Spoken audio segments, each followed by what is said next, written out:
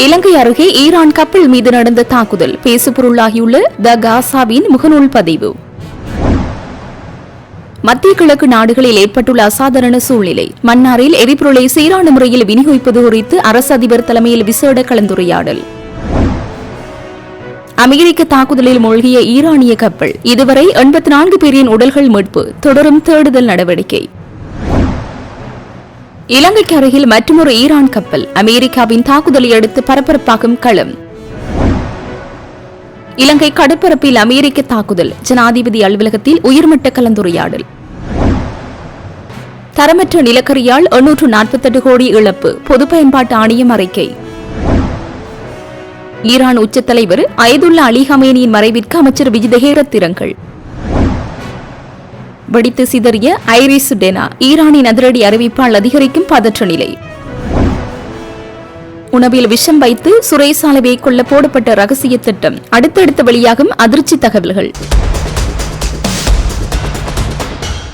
மத்திய கிழக்கில் போர் பதற்றம் ஏற்பட்டுள்ள நிலையில் இன்று இந்திய பெருங்கடலில் ஈரானிய போர்க்கப்பலை அமெரிக்கா டொபிடோ மூழ்கடித்த செய்தி இலங்கை உள்ளிட்ட பல நாடுகளுக்கு அதிர்ச்சி ஏற்படுத்தியுள்ளது. மேலும் இந்த தாக்குதலில் ஈரான் போர்க்கப்பல் மீது அமெரிக்க நீர்மூழ்கி கப்பல் நடத்திய தாக்குதலில் குறைந்தது 80 பேர் உயிரிழந்துள்ளதாக தகவல் கிடைத்தது. ஐரிஸ் டேனா போர்க்கப்பலில் இருந்து 32 பணியாளர்களை மீட்டுள்ளதாக இலங்கை அதிகாரிகள் தெரிவித்தனர். மேலும் பலர் காணாமல் போயுள்ளதாகவும் கூறப்பட்டுள்ளது. இந்த நிலையில் 32 ஈரானிய கடற்படையினரின் உயிரை காப்பாற்றிய இலங்கை கடற்படைக்கு நன்றி தெரிவிக்கும் வகையில் த காசா எனும் முகநூலில் ஸ்ரீலங்கா என்று பதிவேற்றியதை அடுத்து சமூக வலைதளங்களில் அந்த பதிவு தற்போது பேசுபொருளாகி வருகின்றது. மேலும் மத்திய கிழக்கு போர் பதட்டங்களுக்கு மத்தியில் காலி துறைமுகத்திற்கு அருகே தத்தளித்த ஈரானிய கப்பலை இலங்கை கடற்படை மீட்டது என்றும் அவர்கள் பதிவிட்டு நன்றி தெரிவித்துள்ளனர். இந்த நிலையில் குறித்த பதிவானது பேசுபொருளாகியுள்ளது.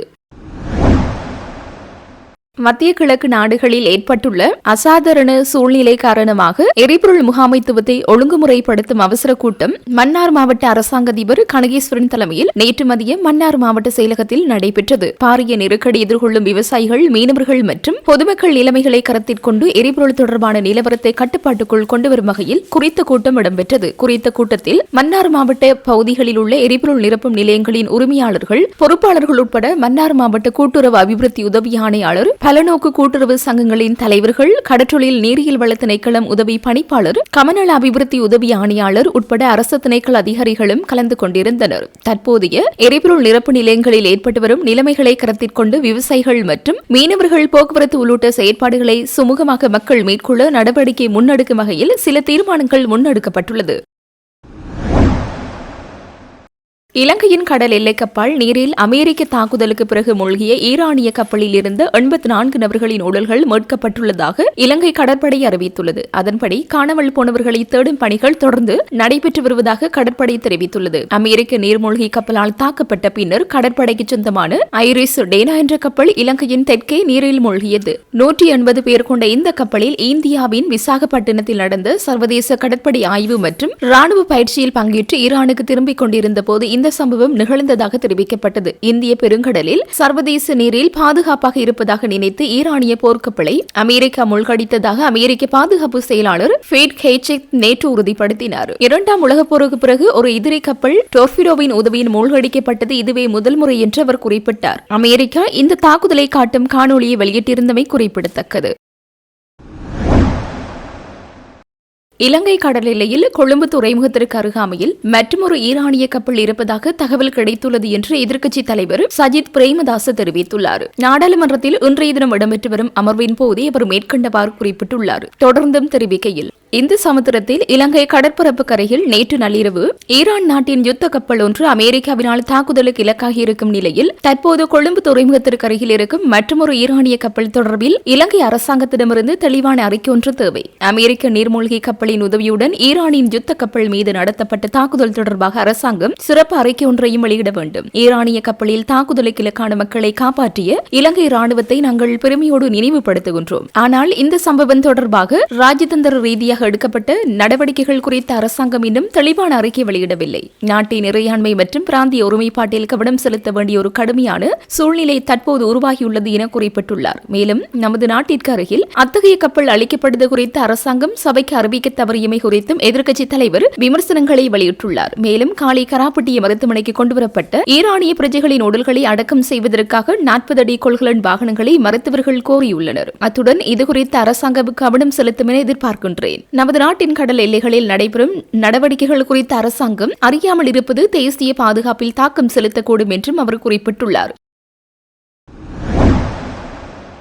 மத்திய கிழக்கு பிராந்தியத்தில் தற்போதைய பொருச்சூழல் காரணமாக இலங்கையின் பொருளாதாரத்தில் ஏற்படக்கூடிய தாக்கம் மற்றும் அதை நிர்வகிக்க எடுக்கக்கூடிய உடனடி நடவடிக்கைகள் குறித்து ஆராய்வதற்கான கலந்துரையாடல் ஒன்று இடம்பெற்றுள்ளது.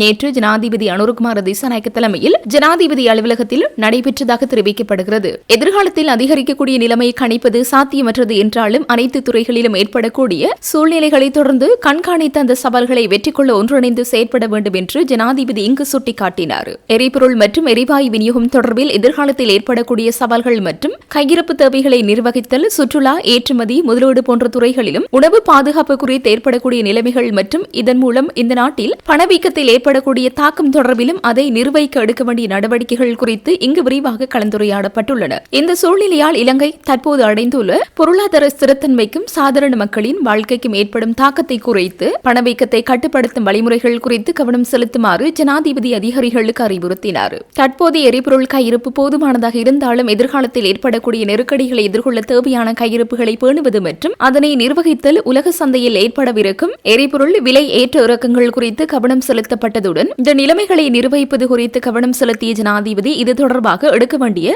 நடவடிக்கைகள் குறித்தும் ஆராய்ந்தார். எரிவாயு கையிருப்புகளை பேணுவதற்கு போதுமான களஞ்சிய வசதிகள் இல்லாததால் எழுந்துள்ள சிக்கல்கள் மற்றும் அவற்றுக்கான தீர்வுகளை தேடுவது குறித்தும் அதற்காக பின்பற்றக்கூடிய குறுகிய கால மூலோபாயங்கள் குறித்தும் கவனம் செலுத்தப்பட்டது. சுயஸ் கால்வாய் மற்றும் ஹார்முஸ் ஜலசந்தி போன்ற இடங்கள் மூடப்பட்டதால் கப்பல் போக்குவரத்தில் ஏற்படக்கூடிய இடையூறுகள் காரணமாக கொழும்பு துறைமுகத்தில் ஏற்படும் பாதிப்பை குறைப்பதற்காக இலங்கையுடன் நீண்ட காலமாக இணைந்து பணியாற்றி வரும் கப்பல் நிறுவனங்களின் வேண்டுகோளின் பேரில் அவர்களுக்கு தேவையான வசதிகளை வழங்குவதற்கான சாத்தியக்கூறுகள் குறித்தும் கவனம் செலுத்தப்பட்டது. நாட்டில் தற்போது போதுமான உணவு கையிருப்பு உள்ளதாகவும் எதிர்காலத்தில் ஏற்படக்கூடிய நெருக்கடிகளை கருத்தில் கொண்டு தேவையான நடவடிக்கைகளை எடுக்க திட்டமிடப்பட்டுள்ளதாகவும் வர்த்தக வாணிபு, உணவு பாதுகாப்பு மற்றும் கூட்டுறவு அபிவிருத்தி அமைச்சின் செயலாளர் சுட்டிக்காட்டினார். தற்போது பாதிக்கப்பட்டுள்ள சுற்றுலா பயணிகளுக்கு தேவையான வசதிகள் வழங்கப்படுவதை உறுதி செய்யுமாறு ஜனாதிபதி சம்பந்தப்பட்ட துறைகளுக்கு அறிவுறுத்தினார். இலங்கைக்கு அதிக சுற்றுலா பயணிகள் வருகை தரும் ஐரோப்பிய பிராந்தியத்தைச் சேர்ந்த சுற்றுலா பயணிகள் மத்திய கிழக்கு வழியாக இந்நாட்டிற்கு வருகை தருவதால் இந்த நாட்டின் சுற்றுலாத்துறையின் தொடர்ச்சியை உறுதி செய்வதற்காக விமான பயணத்தில் எடுக்கக்கூடிய மாற்று நடவடிக்கைகள் குறித்து தற்போது கலந்துரையாடப்பட்டு வருவதாக சுற்றுலா அமைச்சின் அதிகாரிகள் சுட்டிக்காட்டியுடன் அதற்காக தற்போது எடுக்கப்பட்ட நடவடிக்கைகள் குறித்து துறைமுகங்கள் மற்றும் சிவில் விமான சபைகள் அமைச்சின் அதிகாரிகளுக்கு விளக்கம் கொடுத்துள்ளார். முதலீட்டு துறையில் ஏற்படக்கூடிய வாய்ப்புகளை பயன்படுத்திக் கொள்வது குறித்து கவனம் செலுத்திய ஜனாதிபதி அதன்போது திட்டமிட்ட ரீதியில் எடுக்கப்படும் நடவடிக்கைகளின் அவசியத்தை சுட்டிக்காட்டியதுடன் தரவு மையங்கள் போன்ற புதிய தொழில்நுட்பங்களை பயன்படுத்தும் முதலீடுகளை ஊக்குவிப்பதற்காக சலுகை பொதியை தயாரிக்குமாறும் டிஜிட்டல் பொருளாதாரம் தொடர்பான ஜனாதிபதியின் சிரேஷ்ட ஆலோசகர் ஹான்ஸ் விஜயசூரியவின் தலைமையில் இந்த விடயங்களை ஆராயவும் நிதியமைச்சுக்கு அறிவுறுத்தினார். இந்த நிகழ்வில் ஜனாதிபதியின் செயலாளர் சனத் நந்திக குமார் நாயக்க, ஜனாதிபதி பணிக்குளம் பிரதானி பிரபாத் சந்திரகீர்த்தி, ஜனாதிபதியின் சிரேஷ்ட பொருளாதார ஆலோசகர் துமிந்த ஹூலங்கமுவ, நிதி திட்டமிடல் மற்றும் பொருளாதார அபிவிருத்தி அமைச்சின் செயலாளர் கலாநிதி ஹர்ஷன சூரிய பெரும, வர்த்தக வாணிப, உணவு பாதுகாப்பு மற்றும் கூட்டுறவு அபிவிருத்தி அமைச்சின் செயலாளர் ஜே.கே. விமலேந்திர ராஜா, ஜனாதிபதியின் சிரேஷ்ட மேலதிக செயலாளர் ஜி.எம்.ஆர்.ஜி. அபோன்சு, சுங்க பணிப்பாளர் நாயகம் சீவலி அருக்கொட, இலங்கை துறைமுக அதிகார சபையின் தலைவர் பராக்கிரம திசாநாயக் ஆகியோருடன் நிதி திட்டமிடல் மற்றும் பொருளாதார அபிவிருத்தி அமைச்சு, இலங்கை மத்திய வங்கி மற்றும் இலங்கை முதலீட்டு சபை போன்ற துறைசார் நிறுவனங்களை பிரதிநிதித்துவப்படுத்தும் சிரேஷ்ட அதிகாரிகள் பலர் கலந்து கொண்டனர்.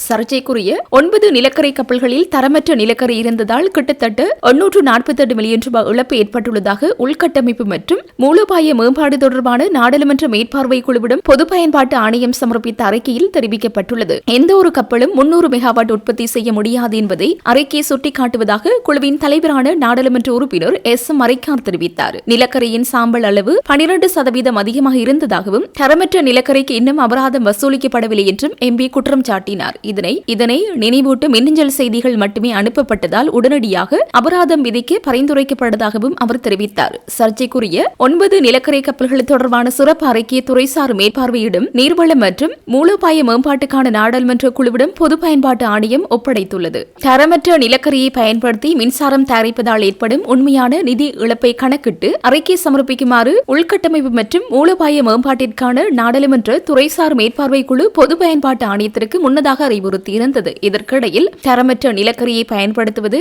நுரைச்சோலை லக்விஜிய மின் உற்பத்தி நிலையத்தில் உள்ள ஜெனரேட்டர்களை சேதப்படுத்தும் என்று எரிசக்தி நிபுணர்கள் சமீபத்தில் எச்சரித்தமை குறிப்பிடத்தக்கது. ஈரானின் ஆன்மீக உச்சத்தலைவர் அயதுல்லா அலி ஹமேனியின் மறைவையொட்டி இலங்கை அரசாங்கம் மற்றும் மக்கள் சார்பாக அமைச்சர் விஜித் ஹேரத் அவர்கள் ஆழ்ந்த இரங்கலை தெரிவித்துள்ளார். கொழும்பில் உள்ள ஈரான் இஸ்லாமிய குடியரசு தூதரகத்திற்கு விஜயம் செய்த அமைச்சர் அங்கு வைக்கப்பட்டிருந்த இரங்கல் புத்தகத்தில் கையொப்பமிட்டு தனது செய்தியை பதிவு செய்தார். அமைச்சர் விஜித் ஹேரத் விடுத்துள்ள இரங்கல் செய்தியில் குறிப்பிட்டுள்ளதாவது: ஈரானின் உச்சத்தலைவர் அயதுல்லா அலி ஹமேனி அவர்களின் மறைவு குறித்து ஈரான் இஸ்லாமிய குடியரசிற்கு எனது ஆழ்ந்த இரங்கலை தெரிவித்துக் கொள்கின்றேன். அவரது பதவி காலத்தில் இலங்கை மற்றும் ஈரான் இடையிலான இருதரப்பு உறவுகள் கணிசமான முறையில் விரிவடைந்தன. ஈரான் வழங்கி வரும் நட்புறவை இலங்கை எப்போதும் உயர்வாக மதிக்கிறது. இந்த துயரமான வேளையில் எமது எண்ணங்கள் ஈரான் நாட்டு மக்களுடன் நிலைத்திருக்கும். இலங்கைக்கும் ஈரானுக்கும் இடையிலான நீண்டகால ராஜதந்திர உறவுகளை நினைவுகூர்ந்த அமைச்சர் ஈரான் மக்களின் துயரத்தில் இலங்கையும் பங்கெடுத்துக் கொள்வதாக தெரிவித்தார்.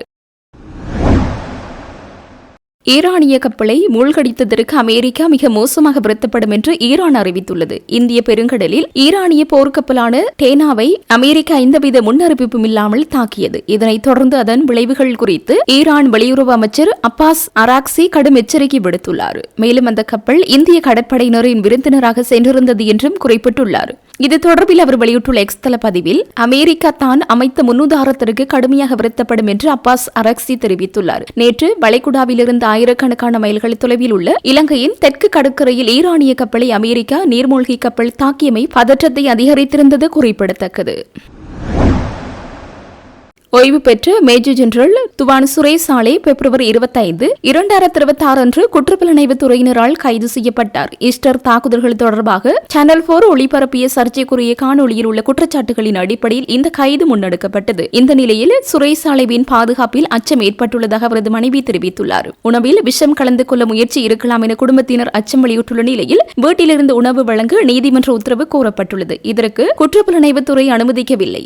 சந்தேக நபரை சிஐடி வளாகத்திற்கு வெளியே அழைத்துச் சென்று அவரது உயிருக்கு தீங்கு விளைவிக்க முயற்சி இருப்பதாகவும் தெரிவிக்கப்பட்டுள்ளது. இது தொடர்பில் அமைச்சரவை முடிவை அறிவிக்கும் ஊடகவியலாளர் சந்திப்பிலும் பேசப்பட்டமை குறிப்பிடத்தக்கது.